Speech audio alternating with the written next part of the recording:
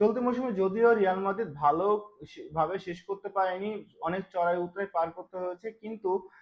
Club world cup থেকে শুরু করে এ পর্যন্ত যে যতগুলা হচ্ছে এল ক্লাসিকো হয়েছে বা হচ্ছে কম্পিটিশন হয়েছে, প্রত্যেকটি কম্পিটিশন থেকে তারা হচ্ছে হতাশাজনক ভাবেই সরে গেছে। যদিও মৌসুমের শুরুর দিকে জাবি আলোনসোর অধীনে মনে হয়েছিল যে এবার হয়তো বা হচ্ছে যে রিয়াল মাদ্রিদ একটা শিরোপা জিতবে, যেটা হচ্ছে যে লিগে খুব ভালো পজিশন ছিল, কিন্তু যখনই হচ্ছে উইন্টার উইন্ডো শেষ হয় এর পরবর্তীতে হচ্ছে জাবি আলোনসোকে স্যাক করা হয় এবং সেই সাথে তারা পজিশন হারাতে শুরু করে, যেখানে হচ্ছে যে তারা একসময় হচ্ছে লিগের টপ 1 নম্বর দল হিসেবেই ছিল, কিন্তু পরবর্তীতে বার্সেলোনার কামব্যাক বা হচ্ছে বার্সেলোনা যেভাবে খেলায় ফিরে আসে সেখান থেকে বার্সেলোনা হচ্ছে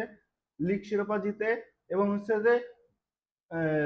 এল ক্লাসিকো যতগুলো হয়েছে, জাবি আলোনসো একটি এল ক্লাসিকো প্রথম দেখাতেই সে জিতেছিল, কিন্তু পরবর্তীতে আরবেলোর অধীনে এল ক্লাসিকোতে হেরে হেরে যায়, যার ফলে রিয়াল মাদ্রিদ ওইভাবে আর লিগ লিগ তো জিততেই পারেনি, এর পাশাপাশি চ্যাম্পিয়ন্স লিগ থেকেও বাদ পড়ে যায়। তবে গুঞ্জন উঠেছে বা হচ্ছে এল ক্লাসিকোর পরবর্তী সময়ে ফ্লরেন্তিনো পেরেস এবং হচ্ছে হোসে মরিনহোর মধ্যে খুব ভালো একটা হচ্ছে মানে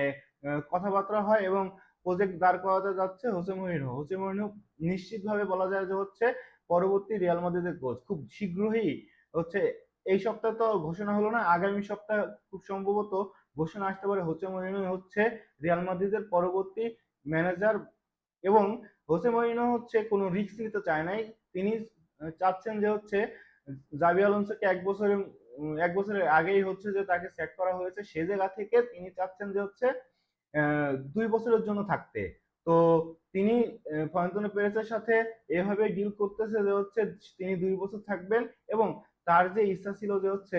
পর্তুগালের হেড কোচ হবে, তো সেই জায়গায় তার দরজা খোলা থাকবে, কারণ হচ্ছে যে আপনি যদি চিন্তা চিন্তা করে দেখেন যে 2030 সালে হচ্ছে নেক্সট ওয়ার্ল্ড কাপ, তো নেক্সট ওয়ার্ল্ড কাপের আগে যদি 27 থেকে 29 সাল পর্যন্ত হচ্ছে হোসে মরিনহো এবং রিয়াল মাদ্রিদের মধ্যে একটা কন্ট্যাক্ট থাকবে, তো তার পরবর্তীতে সে সিদ্ধান্ত চেঞ্জ হতে পারে যে হচ্ছে আরো লং টাইম থাকবে কিনা এবং হচ্ছে যে আহ, পর্তুগাল কি হোসে মরিনহোকে চায় কিনা সেটির উপর নির্ভর করবে, কিন্তু তিনি কিন্তু তার সেফ গার্ড নিয়ে রেখেছে যে হচ্ছে 2 বছরের জন্য হচ্ছে তিনি রিয়াল মাদ্রিদের দায়িত্ব গ্রহণ করবে। এই জায়গায় সে ভালো একটা টিম বিল্ড করবে এবং হচ্ছে তার প্রজেক্টটা দাঁড় করাবে। তিনি আসার পরে হয়তো অনেককেই সরে যেতে হবে রিয়াল মাদ্রিদ থেকে, কেননা হচ্ছে যে তার যে